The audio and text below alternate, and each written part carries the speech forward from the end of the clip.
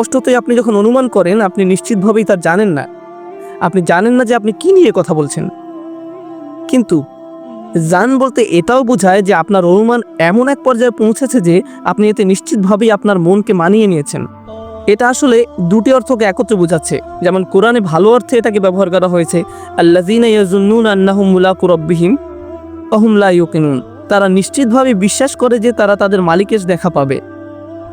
এটাও এক ধরনের দৃঢ় ধারণা। ঈমান গ্রহণের পূর্বে তাদের অনুমান ছিল, আমি কি আমার মালিকের সাথে দেখা করতে পারবো? কি জানি, সত্যি হলেও হতে পারে। কিন্তু ঈমান গ্রহণের পর এটা স্থায়ী হয়, এটা দৃঢ় বিশ্বাসে পরিণত হয়। আল্লাযীনা ইয়াযুন্নুনা আন্নাহুম মুলাকু রাব্বিহিম। বিপরীত দিকে আবার এমন মানুষও আছে যারা এমন বলে যে মৃত্যুর পর আমাদের জীবিত করা হবে না। ওয়ামা ইউবলিগুনা ইল্লা দাহর ওয়ামা লাহুম বিযালিকা মিন ইলম ইন হুম ইল্লা ইয়াযুন্নুন। তারা বলে মৃত্যুর পর আবার আমাদের জীবিত করা হবে না, এবং আল্লাহ বলেন তারা শুধু অনুমান করছে। ইয়াযুন্নুন এটি আসলে ক্রীড়াপদ। এখানে কি বলা হচ্ছে বিশেষ করে এই আয়াতে? এর অর্থ হলো, প্রথমত আপনি কারো ব্যাপারে অনুমান করেছেন, আমি তাকে পছন্দ করি না, লোকটা কেমন যেন। কেউ মসজিদে প্রবেশ করছে, ওকে দেখে বললেন, দাড়ি দেখো। আস্তাগফিরুল্লাহ, ওই লোকটা প্যান্ট পরে আছে, কুফারদের মতো পোশাক পরে।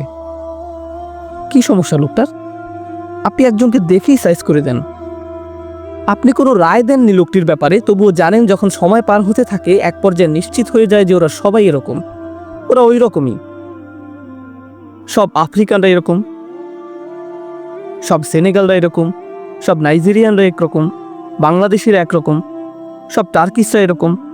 আমি ওদের সকলকে জানি। তুমি আসলে জানো না ওদেরকে, আমি জানি। আর এটাই জান, আপনি এত নিশ্চিত, আপনি এতটাই বিশ্বাসী আপনার অনুমানের উপর।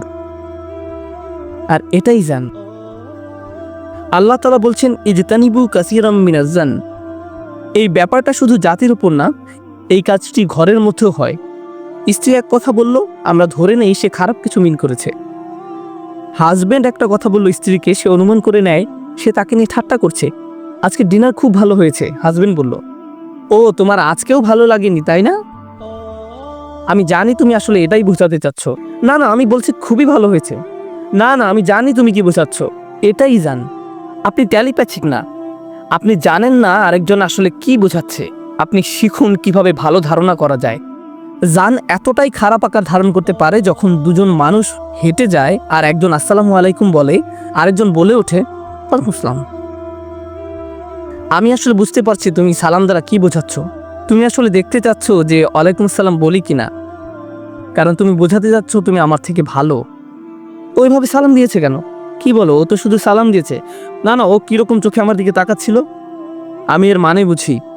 শ্রোতাদের মধ্যেও এমন কিছু মানুষ আছেন যারা ভাবছেন যে সে কেন আমার দিকে এইভাবে তাকাচ্ছে। কেউ কি তাকে আমার ব্যাপারে কিছু বলেছে? আমি এর আগেও একই ধরনের বিষয়ে খুতবা দিয়েছি, যেটা ছিল সুন্দরভাবে নম্রভাবে কথা বলা সম্পর্কে। ওয়াকুলু লিন্নাসি হুসনান। সম্পূর্ণ খুতবাটি ছিল নম্রভাবে কথা বলা নিয়ে, কারণ আমাদের এটাই দরকার। আমাদের সম্পূর্ণ আয়াতটির প্রয়োজন নেই, শুধু ওই অংশটুকুই জরুরি, কারণ আমরা তাতে খুবই দুর্বল। তো আমি যখন ওই বিষয়ে খুতবা দিচ্ছিলাম, যার একটি অংশ ছিল অনুমান করা নিয়ে, মানুষের সাথে সুন্দরভাবে কথা বলা নিয়ে, পরে এক ভাই এসে আমাকে বললেন যে কে তোমাকে এই খুতবা দেওয়ার জন্য কত টাকা দিয়েছে? কেউ কি তোমাকে আমার সম্পর্কে বলেছে? কি অবস্থা দেখুন। এটি হচ্ছে জান। আপনি চিন্তাই করতে পারেন না যে কেউ আপনার ভালো বলছে, আপনি চিন্তাই করতে পারেন না যে কেউ আপনাকে প্রস্তাব দিচ্ছে, কোনো উপদেশ দিচ্ছে, কিন্তু আপনাকে ছোট করার জন্য নয়, আপনার গৌরব ধূলিসাৎ করার জন্য নয়, অপমান করার জন্য নয়, বরং আসলে আপনার ভালোর জন্য। যদি জান বড় হয়ে যায়, তবে আমরা কখনোই একে অপরকে ভালো উপদেশ দিতে পারবো না। আমি আপনার নিকট একজন ভাই হিসাবে বলতে পারবো না যে আমি আপনার একটা বিষয় নিয়ে উদ্বিগ্ন, কারণ আপনি আমার ব্যাপারে এত বেশি অনুমান করে রেখেছেন যে আপনি আমার উপদেশ নিতে প্রস্তুত নন। আপনি ভাববেন যে আমার হয়তো অন্য কোনো উদ্দেশ্য আছে, আর আপনি তখন তা গ্রহণ করবেন না। আর এই জান শুধু আমাদের পারিবারিক বা সামাজিক কর্মকাণ্ডে সীমাবদ্ধ নয়, বরং আমাদের আর ইসলামের দোয়াত এবং উলামাদের মধ্যেও বিরাজমান। কেউ হতে বলে যে ওই উলামার কথা শুনবো না, অমুক দিন সে অমুক কথাটি বলেছিল, তার মানে সে অবশ্যই খারাপ, তার খারাপ উদ্দেশ্য আছে। দেখুন, আমাদের উলামারা নবী নন, আমাদের দায়ীরাও নবী নন। আল্লাহ রসুল সাল্লাল্লাহু আলাইহি সাল্লামের পরে যে কোনো ব্যক্তিই তার বক্তব্যে ভুল করতে পারে, কারণ তারা সকলেই সাধারণ মানুষ। সব সময় এই সম্ভাবনা আছে যে কোনো স্কলার হয়তো কোনো কিছু বলবেন আর সেটা সম্পূর্ণ সঠিক হবে না, অথবা আপনি তার সাথে একমত হতে পারছেন না। যদিও আপনি স্কলার নন, তারপরও আপনি তার একটি কথার সাথে একমত নন। তার মানে এই না যে তারা যত ভালো কাজ করেছে অথবা ভবিষ্যতে করবে সবই বৃথা গেল। আপনি শুধু তাদের একটি কথার কারণেই তাদের তাচ্ছিল্য করতে পারেন না, কোনোভাবেই পারেন না। যদি এমনটা আপনার বা আমার সাথে ঘটতো, ভাবুন যে আমি একটি কথা বলেছিলাম 5 বছর আগে, আর কেউ একজন সেটি মনে রেখেছে আর আমার আর কোনো কথারই মূল্য দিচ্ছে না। অথবা হয়তো আপনি আমার বন্ধুকে কোনো কিছু বলেছিলেন। আমরা সবাই ভুল করি, কারণ আমরা সাধারণ মানুষ। কিন্তু শুধু একটি কথার উপর ভিত্তি করে একজন মানুষের পুরো চরিত্রকে অনুমান করা ঠিক নয়, তার চরিত্রকে ধূলিসাৎ করা ঠিক নয়। এরপর আবার অনেকে এমনও আছেন যারা ইসলামিক লেকচার শোনেন না, বই পড়েন না, দার্স শোনেন না। তারা শুধু লেকচারের সময় অপেক্ষা করেন এমন কিছুর জন্য যা তারা আক্রমণ করতে পারেন। ও সেই কথা বলেছে, এই কথা, আচ্ছা আচ্ছা, মানে তারা ধারণা নিয়ে এখানে এসেছেন। তাদের আসার কথা ছিল আল্লাহর নৈকট্য লাভের জন্য, অথচ তাদের একমাত্র উদ্দেশ্য হলো ধারণা। আমি এই অংশটা নিব, এরপর এটা থেকে ভিডিও বানাবো, তারপর এর বিরুদ্ধে লিখবো, তারপর এটা করব। আল্লাহু আকবার। আপনার সমস্যা কি? আপনার কি এর চেয়ে ভালো কিছু করার নেই? এত ধারণা কেন? এত সন্দেহ কেন? কেন অন্য কি ভুল বলল তা খুঁজছেন? আমরা নিজেদের দোষ খুঁজতে এতটাই ব্যস্ত যে নিজেদের মধ্যে ভালো কিছু করার সময় নেই। আমাদের উম্মার সবাইকে আল্লাহর কিতাব নিয়ে এতটাই বোদ্ধা হয়ে গিয়েছে যে আমাদের এখন খুঁজতে হবে আপনি কি ভুল বললেন, আমি কি ভুল বললাম, আর অন্যরা কি ভুল বলল। আমাদের এইসব করার সময় নেই, এর পিছনে শ্রম ব্যয় করার কোনো মানে নেই, চেষ্টা করার কোনো লাভও নেই। আল্লাহর বাণী প্রচার করার বদলে আমরা নিজেদের জুনুন নিয়েই মগ্ন, আমরা এসব নিয়েই ব্যস্ত। এজন্যই আল্লাহ বলেছেন ইজতানিবু কাসীরাম মিনাজ-জান, কিন্তু এটাই আমার খুতবার পুরোটা নয়। এরপরে আছে ইন্না বা'দাজ জান্নি ইসমুন।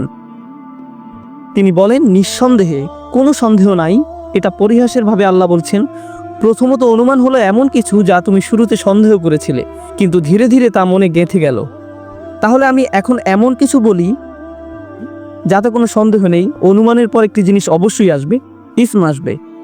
আরবি ভাষায় ইসম এর প্রচলিত মানে হলো পাপ, কিন্তু কোরআনে পাপ বলতে জুনা, হারাজ সহ আরও অনেক শব্দ ব্যবহার করা হয়েছে, জান শব্দ ব্যবহার করা হয়েছে, এমন অনেক শব্দ ব্যবহার করা হয়েছে। তাহলে ইসমের বিশেষ অর্থটি কি? এর কয়েকটি অর্থ আছে। পুরনো দিনে আরবি কবিরা তাদের কবিতায় জুয়া খেলা বোঝাতেও কখনো ইসম শব্দ ব্যবহার করতেন। হিমার বা জুয়া খেলার বদলে তারা ইসম শব্দ ব্যবহার করতেন। তারা শব্দ দুইটি একে অন্যের পরিবর্তে ব্যবহার করতেন। অন্যভাবে বলা যায় আপনি আসলে জুয়া খেলেছেন। যখন আপনি অনুমান করেছেন আপনি জুয়া খেলেছেন। আপনি হয়তো সঠিক, কিন্তু আপনি ভুলও হতে পারেন। আর আমাদের দিনে যদি কোনো কিছু স্পষ্টতই খারাপ থেকে থাকে তাহলে জুয়া খেলা। কবিরা আরও একটি ক্ষেত্রে ইসম বা পাপ শব্দটি ব্যবহার করতেন, সেটি হলো অ্যালকোহল বা মদের পরিবর্তে। আমরা মদ খেয়েছিলাম, এর পরিবর্তে তারা বলতো আমরা ইসম পান করেছিলাম। মানে অন্যের প্রতি ধারণা করা এমন অবস্থায় যেতে পারে যে আপনি এতে মাতালের মতো হয়ে উঠবেন, আপনি আর ঠিক মতো চিন্তা করতে পারবেন না। মাতালরা যেমন উল্টাপাল্টা কাজ করে বা উল্টাপাল্টা কথা বলে, আর যারা মানসিকভাবে এমন হয়ে যায় তারা মাতালের মতোই হয়ে যায়। তারা যেন এতে নেশাগ্রস্ত হয়ে পড়ে, এমনই হয় তাদের সাথে। ইন্না বা'দাজ জান্নি ইসম, আল ইসম বিমা লা জাযাআ কাযালিক। ইসম শব্দটি ক্ষতিপূরণ অর্থও ব্যবহার করা হয়। মানে এটা যেমন তেমন কোনো পাপ নয়, এটা এমন পাপ যার জন্য আপনাকে ক্ষতিপূরণ দিতে হবে। আপনি এর মূল্য দিবেন আর বাকিরা এর প্রতিফলন দেখবে। এটা এমন নয় যে ফেরেশতারা লিখে নিল, কেউ দেখলো না, শুধু শেষ বিচারের দিন তা দেখা যাবে। না, আপনি এই দুনিয়াতেই এর কুপ্রভাব দেখতে পাবেন। আপনি এখানেই অনুমান করার কুপ্রভাব দেখবেন।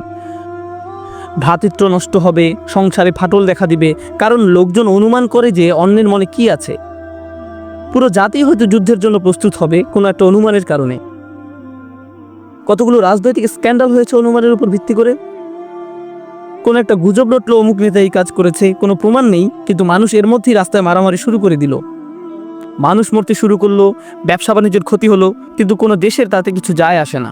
আসল কথা হলো গুজবের উপর ভিত্তি করে, একটি জানের উপর ভিত্তি করে কিছু মানুষ মারা গেল। এটা কতটা গুরুতর তাহলে? এটা শুধু ব্যক্তিগত বা সামাজিক ক্ষতিই করে না, পুরো দেশ ধ্বংস করতে পারে, পুরো জাতিকে শেষ করে দিতে পারে। উদাহরণ হিসাবে বলা যায় আমরা অনুমানের উপর ভিত্তি করে যে যুদ্ধে গিয়েছিলাম তার কথা। আমরা এই অনুমান প্রচার করেছিলাম যে সেখানে মরণাস্ত্র আছে, তাই না? কিন্তু এখন সবাই জানে আসলে কিছুই ছিল না, সবাই জানে।